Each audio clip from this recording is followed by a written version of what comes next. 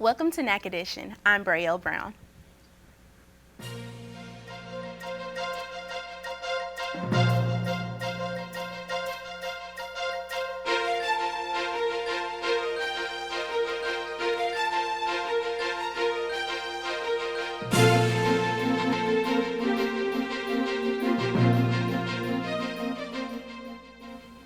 On this week's Nac Edition, we will talk to one of the board members running the Dias de los Muertos celebration, the demolition of Hall 16, and much more. Some buildings on campus are planning to be demolished due to SFA's building plan to bring a new modern twist to the campus. Hall 16 East College Dining Hall face being demolished as SFA plans to modernize the campus. Both were built in 1964. These facilities have served SFA students well, but need to be upgraded. Campus and Dining Assistant Vice President Carrie Charlie says modernizing housing and dining is imperative for future students. Housing and dining, we have discovered, are one of the top two reasons that prospective students make their decision on where they want to go to school. The demolition will start to take place in the next couple months. This will give SFA a brand new dining hall on the east side of campus. This allows students to get a more modernized eating experience. SFA is currently working on the College of Fine Arts building, which is set to be completed in the fall of 2023. Each of these projects fulfill the need to bring the campus into the 21st century. Resident District Manager Natasha Varela says that it is important to make sure students feel at home. So just making sure the students have the newest trends, having the newest availabilities to them to allow for them to really enjoy their time on campus. Multiple meetings are held every week to determine the correct course of action to make this new structure best for the future of SFA students. The blueprints show the new outline of how this new structure will fit in with the east side of campus. The campus is looking for feedback from students on what they would want in the new dining hall, such as food and design options. Students can email their inputs and opinions to lumberjackeats@sfasu.edu. An SFA professor and her colleagues have been awarded a $58,000 grant by the Texas Parks and Wildlife Department. This grant is being used to fund an academy for Nacogdoches students. The program is called East Texas Adventures, a STEAM Academy, and it's focusing on science, technology, engineering, and mathematics.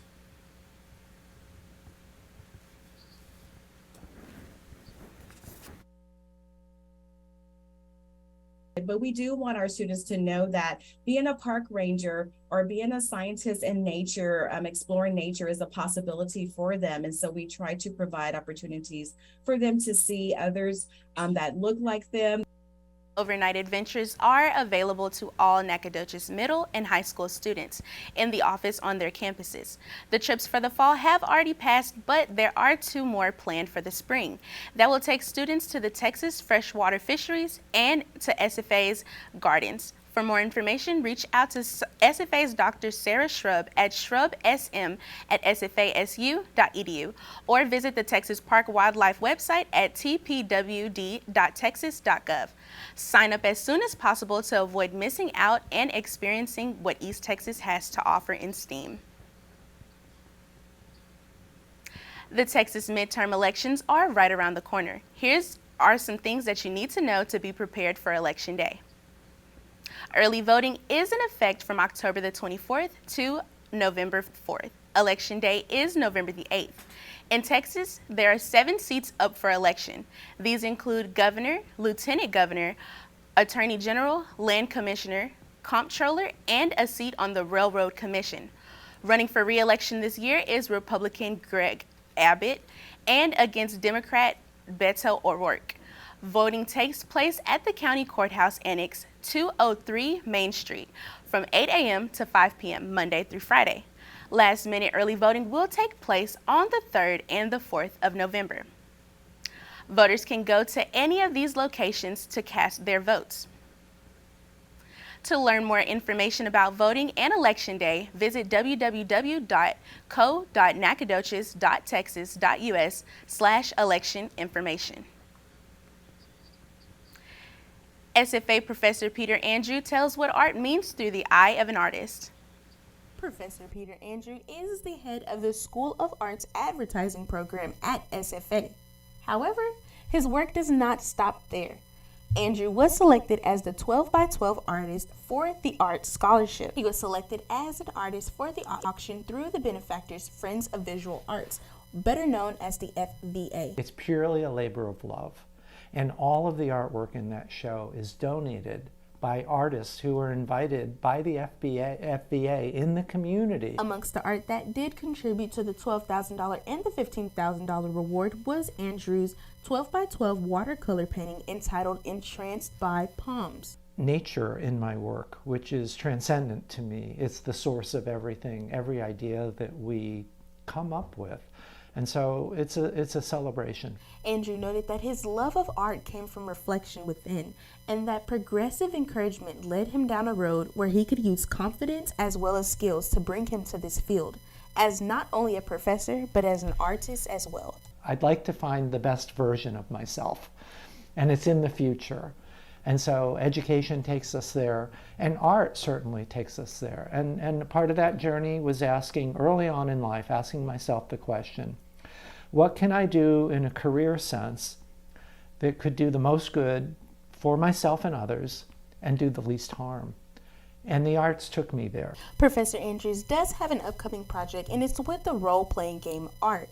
He does plan on disclosing more information about this after the project is done. First weekend in November, we have a new exhibition coming up at the Cole Art Center, which are posters from the Lincoln Center for the Performing Arts in New York City.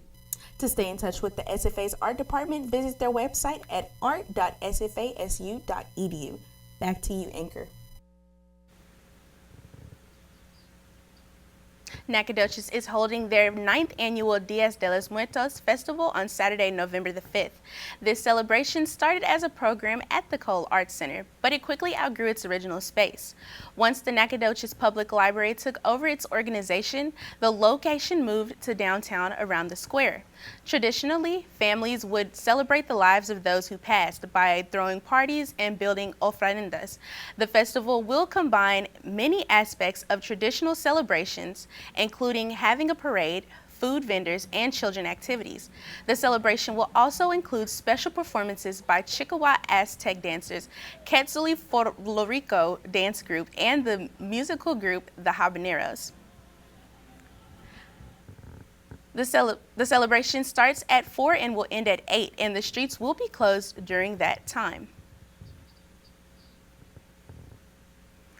Let's explore how SFA helps students understand the ensemble experience in a controlled environment.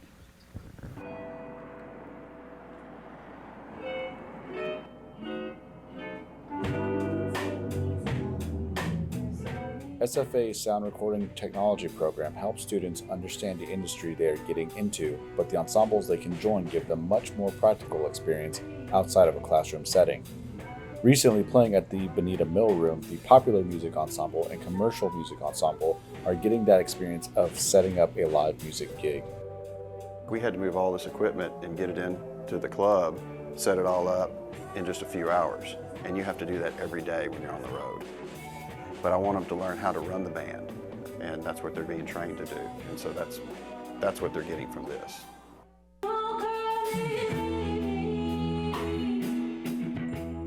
Even through the pandemic, these young artists are driven to bring music to the masses and working to reach as many people as possible.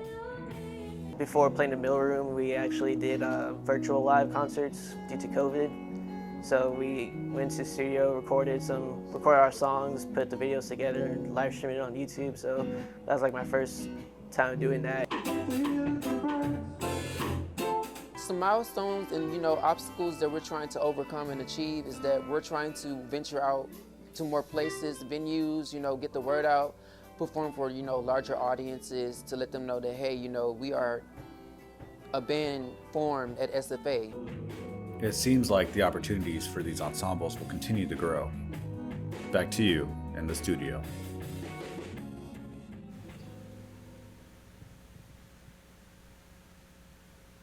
Stay with us because after the break, we will have a special guest come in and talk to us about the unique ways each culture celebrates Dia de los Muertos.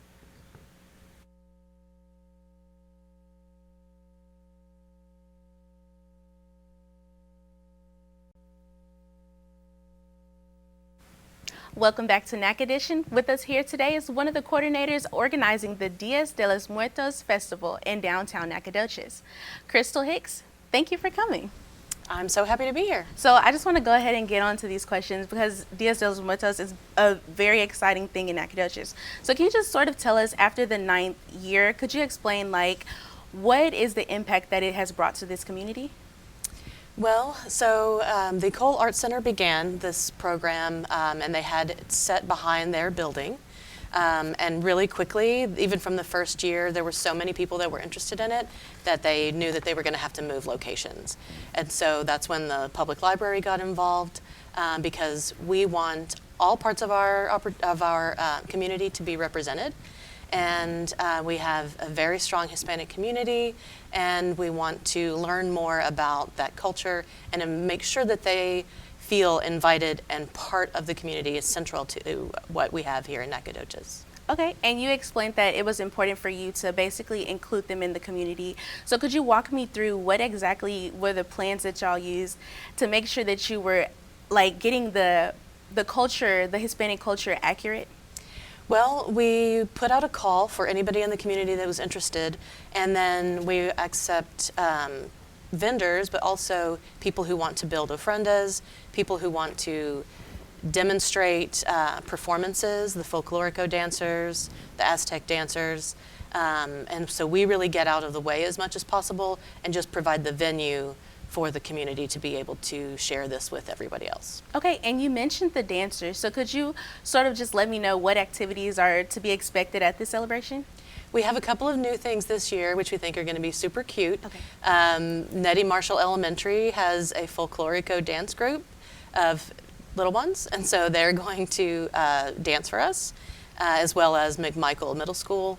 And then we have a community folklorico dance group who will be performing as well. And then our special guest that's coming in from Houston is the Chickawa Aztec dancers, and they've been coming every year.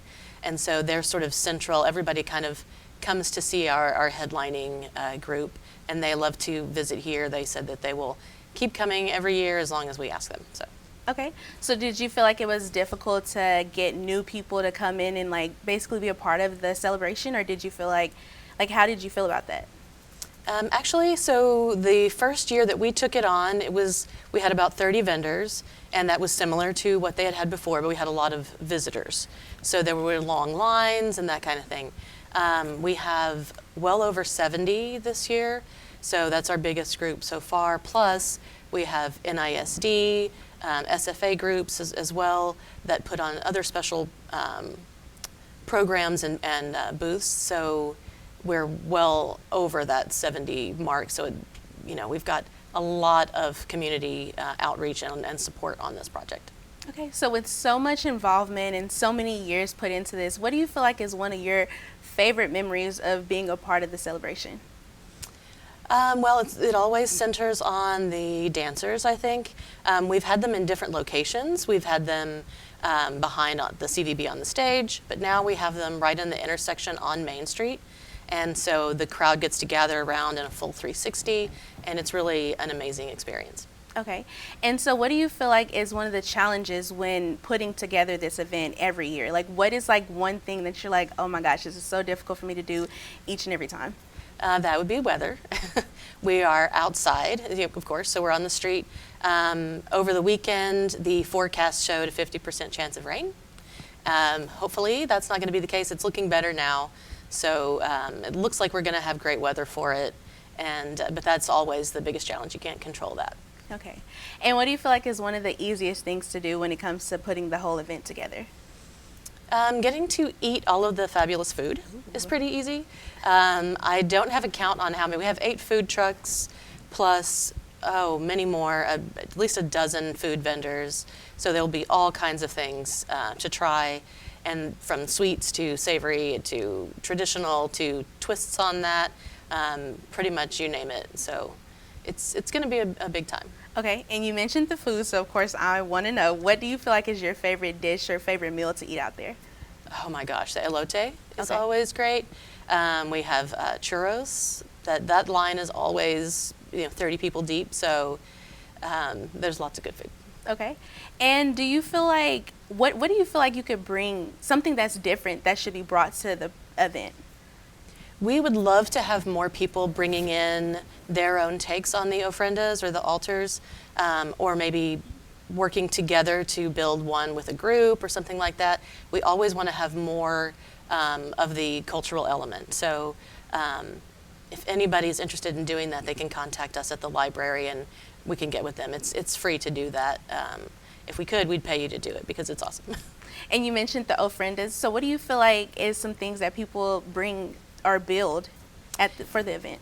Well, the ofrendas have traditional elements such as bread and fruit and candles and those kinds of things. But people also bring their own special family connection to that.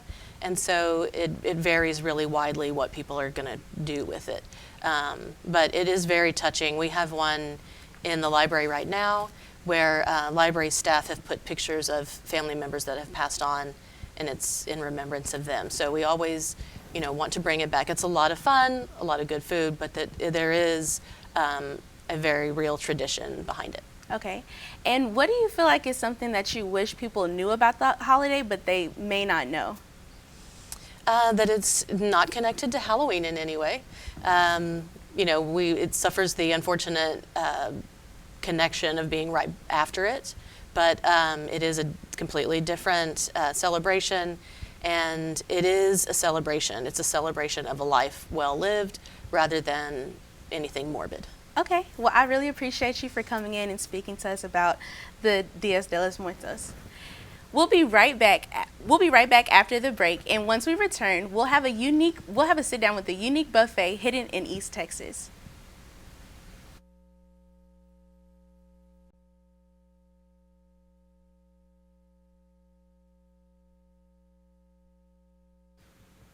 Thanks for staying with us. Come along as we go to the Larry Bruce Gardens Buffet for some old-fashioned East Texas cuisine with a little twist after the meal.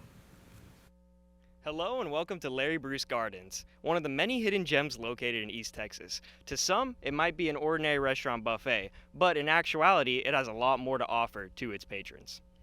Larry Bruce Gardens is a Sunday buffet located in Kennard, Texas, and waiting at the restaurant is a plethora of freshly made East Texas cuisine. Larry Bruce has implemented guest houses for customers planning on staying overnight. And even after all that, he has one more attraction for the more adventurous crowd. Well, I would get up earlier than anybody else on this place. And so by 6 a.m. I'm out in the kitchen working. I have to get the rolls proofed and ready to start proofing to cook that day. And I always make all the salad dressings from scratch. I work on that myself. If we have any guests in our guest houses, which we have 4 guest houses out here, I need to be ready to make breakfast for them. I serve breakfast, and we have people to help clean everything up. If I had to do it all myself, it'd be forget about it, But we have people to help us do all of that. Well, my family goes back on this property for 5 generations. My roots go really down deep into this particular piece of property. It was really in '09 when we really got seriously gardening, and so we decided we better try to learn how to grow our own food. And so we took in a place behind the house and made a small garden that year. And we specialize just in the down-home cooking like our grandparents used to cook and eat, and so it has those kind of roots as well. But our cabbage patch that was coming into season right now, it'll be about 6 or 8 weeks before our cabbage really comes in, but we'll have to deal with a whole bunch of it at one time. So as far as the food prep is concerned, as far as the turnout is concerned, Sunday is the way to go for us. I think it's mostly because of our location. So then I'm the pastor, the preacher of the church service. We haven't really advertised it a lot, but of course we're getting the word out about it now. But it's really laid back. People can go get them a cup of coffee or whatever while I'm talking. It's just unconventional, come as you are type thing. And the main thing is we want everybody to just feel at home and have a great time regardless of when they get here.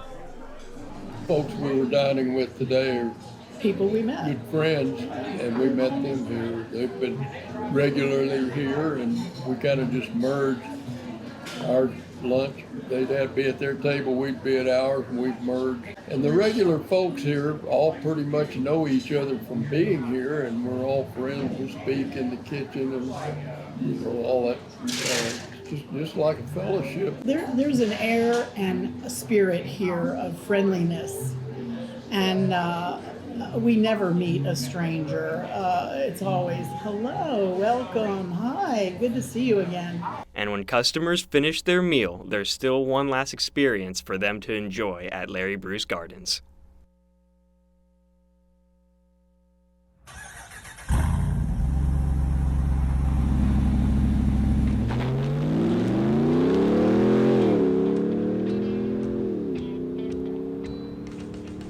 One of the things we started in 2019 was our Jeep tours. We always wanted to have a Jeep to ride around on the back roads around here, so Sarah and I bought a Jeep, and we decided that maybe we could make a back road tour vehicle out of it, and it's caught on really well. Larry's excursion is roughly 8 hours long and has several landmarks as well as trails for customers to visit. He even provides picnic baskets for his patrons so that they don't get hungry along the way. Oh, we named our Jeep Toby. Right after we got that Jeep, or right before we got that Jeep, our precious little Cocker Spaniel dog, he was just such a great little guy named Toby. So we decided to just keep his name going in the form of that Jeep. So that's why we call it Toby. We just want to make sure that people see the highlights of what our back roads and backwoods have back here for them. Thanks for joining us here today at Larry Bruce Gardens. From the backwoods of East Texas, this is Kevin Shiragi.